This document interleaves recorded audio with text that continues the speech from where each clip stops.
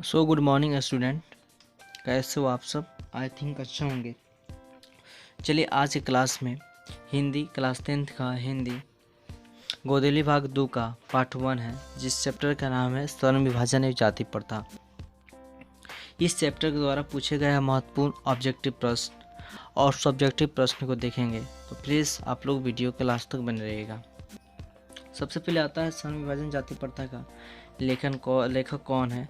तो डॉक्टर भीमराव अम्बेडकर हैं, जिनका जन्म 14 अप्रैल 1891 को ईस्वी में महू के मध्य प्रदेश में एक दलित परिवार में हुआ। इनका जो जन्म हुआ, महू प्रदेश है, महू एक देश है, वहाँ पे गांव का नाम है महू, वहीं पे इनका जन्म होता है एक दलित परिवार में। इनकी जो मृत्यु होता है दिसंबर 1956 को दिल्ली में मृत्यु हो जाता है। यह अनेक प्रकार की पुस्तकें लिखी और रचना और भाषण दोनों लिखे, जिसमें से कुछ है the caste in India, their mechanism, who are they है, और बात करिएगा हु आर सुद्राज है। उसके बाद the rise and fall of the Hindu है, बहुत सारे fall of the Hindu women है, बहुत सारे लिखे। स्वर्ण विभाजन जाति प्रथा एक निबंध है, VVI है, यह हमेशा आता है कि स्वर्ण विभाजन जाति प्रथा एक क्या है, एक निबंध है। डॉक्टर भीमराव अम्बेडकर का माताजी का नाम भीमाबाई एंड पिताजी का नाम रामजी सकपाल था। ऑब्जेक्टिव आएगा जाति प्रथा भारत में का एक कैसा कारण है, तो प्रमुख और प्रत्यक्ष कारण है। जाति प्रथा बेरोजगारी का प्रमुख एवं प्रत्यक्ष कारण है। जाति प्रथा स्वर्ण विभाजन के साथ साथ श्रमिक विभाजन का भी रूप ले लिया है। ऑब्जेक्टिव आएगा जाति प्रथा स्वर्ण विभाजन के साथ साथ किसका रूप ले लिया है, तो आपका सही आंसर हो जाएगा श्रमिक विभाजन का। डॉक्टर अंबेडकर जी किस भाषा में आर्थिक पहलू को, किस प्रथा को आर्थिक पहलू से भी खतरनाक माना है, तो आपका सही आंसर हो जाएगा जाति प्रथा को वह आर्थिक पहलू से भी खतरनाक माना है। डॉक्टर भीमराव अम्बेडकर ने किस पत्रिका का संपादन किया, तो बहिष्कृत पत्रिका का जो है संपादन किया। यह जो हो गया, यह इस चैप्टर के महत्वपूर्ण ऑब्जेक्टिव प्रश्न हो गया। अब देखेंगे सब्जेक्टिव प्रश्न। चलिए अब जो है सब्जेक्टिव प्रश्न को देखेंगे। गोदली भाग 2 पार्ट 1 स्वर्ण विभाजन एक जाति प्रथा। तो पहला क्वेश्चन है लेखक किस विडंबना की बात करते हैं, विडंबना का स्वरूप क्या है। लेखक जो है भीमराव अम्बेडकर है, वो कौन सी विडंबना की बात कर रहे हैं और विडंबना का स्वरूप क्या है।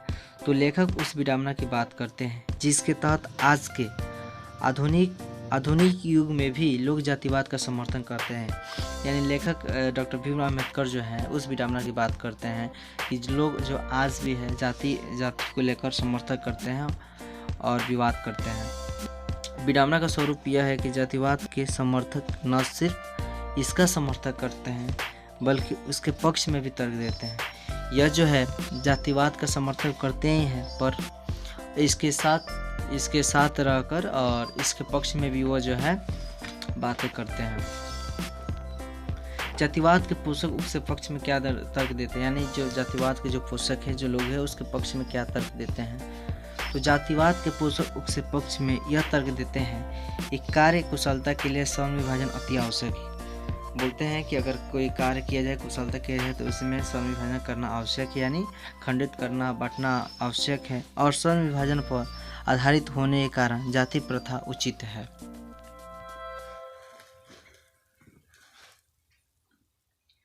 नेक्स्ट है तीसरा प्रश्न, जातिवाद के पक्ष में दिए गए तर्कों पर लेखक की प्रमुख आपत्तियां क्या है। यानी जातिवाद के पक्ष में जो लोग तर्क दिए हैं उस पर भीमराव अम्बेडकर की क्या आपत्तियां हैं। तो जातिवाद के पक्ष में दिए गए तर्कों पर लेखक की प्रमुख आपत्तियां निम्नलिखित है। पहला आपत्ति क्या थी उनकी, तो जाति प्रथा के कारण स्वर्ण विभाजन के साथ साथ श्रमिक विभाजन का भी हो जाता है। इसका मतलब बताया जा रहा है कि अगर जाति का विभाजन कर रहे हैं तो उसके साथ श्रमिक विभाजन, यानी जो बड़े बड़े जो भाग है उसे बांटकर विभाजन भी हो सकता है। इससे श्रमिकों के बीच ऊंच नीच का भाव पैदा हो जाता है और इससे क्या होगा, जब जाति प्रथा स्वर्ण विभाजन का जब विभाजन कर देंगे, इसमें जो लोग हैं ऊंच नीच का भाव पैदा करने लगेंगे लोग।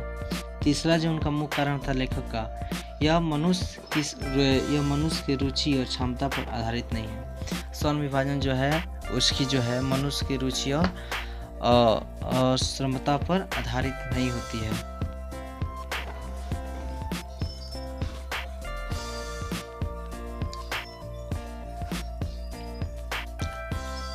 नेक्स्ट क्वेश्चन है, जाति भारतीय समाज में स्वर्ण विभाजन का स्वाभाविक रूप क्यों नहीं की जा सकती है।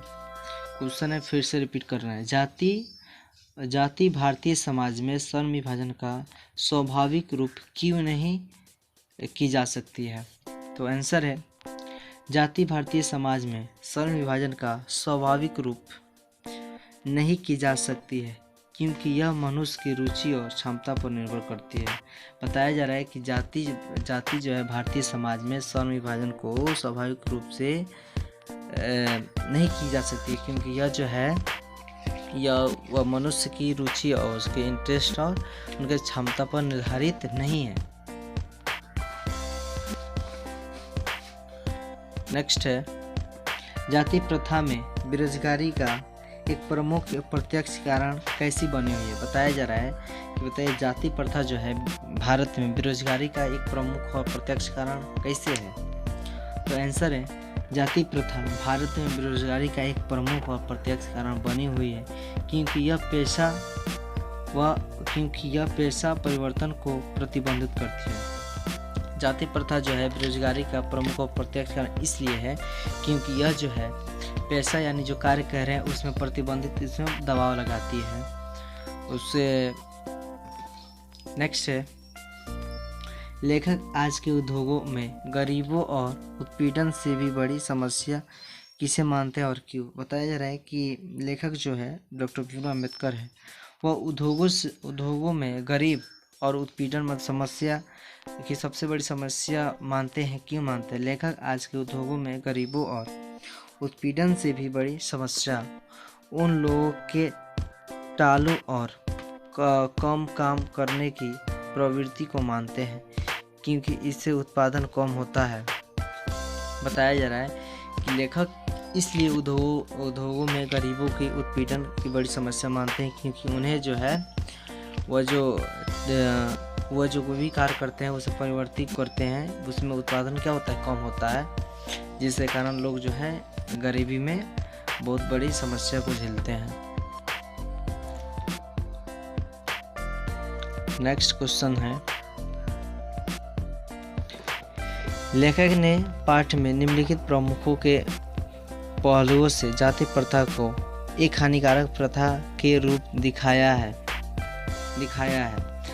लेखक ने पाठ में निम्नलिखित प्रमुख पहलुओं से जाति प्रथा को हानिकारक प्रथा के रूप में